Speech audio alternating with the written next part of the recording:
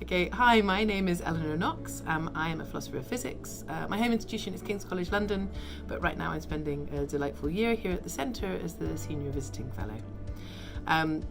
My work focuses on sort of two different issues that are coming into contact at the moment. So many years ago, I'd written a PhD on kind of philosophy of space-time theories. And I thought, oh gosh, well this would be, some of my ideas here would be really applicable to thinking about emergent space-time in quantum gravity. So in order to do that, it'll take me a couple of years. And I just need to understand how theories fit together, and I need to understand exactly what I think about space-time theories. And here I am, a lot further on from a PhD, just about starting to work out how some of those things fit together. So my work in space-time theories thinks about how you look at a space-time theory and work out what it really says about space-time, or putative space-time theory.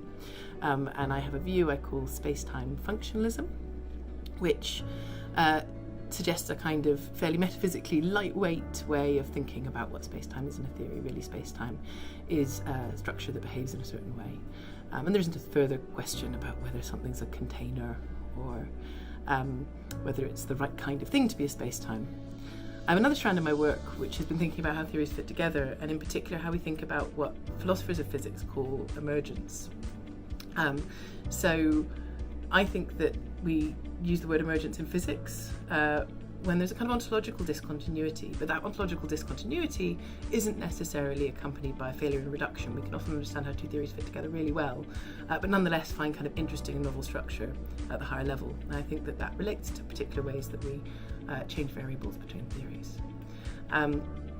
Now, the hope is that these two strands are coming together, because part of what I'm thinking about at the moment is how functionalism as an interpretive principle in physics theories might help us to understand that higher level ontology.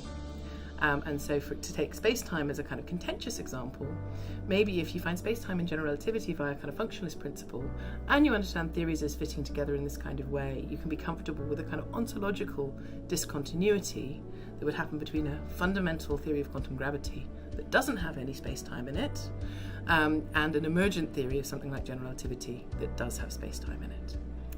So while I'm here at the Centre, I've been writing a few papers related to that, some about these levels of explanation, some about this kind of particular form of functionalism that I think is useful. I think it's not a kind of reductive functionalism. It's a kind of functionalism that we use to interpret theories at a level that tells us how to make our interpretive claims. So I think in physics, we're often in a situation of having a load of mathematics that partly physicists interpret, and partly perhaps as our job as philosophers of physics is to interpret, and principles like functionalism help us to do that kind of interpretation.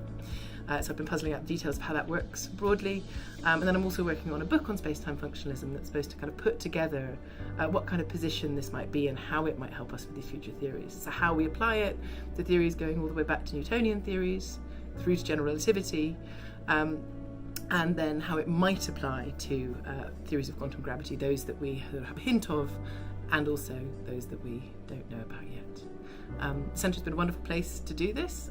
It's full of philosophers of physics, but also philosophers of science, philosophers of psychology, people who can help me think about the broader philosophical issues as well as the technical ones.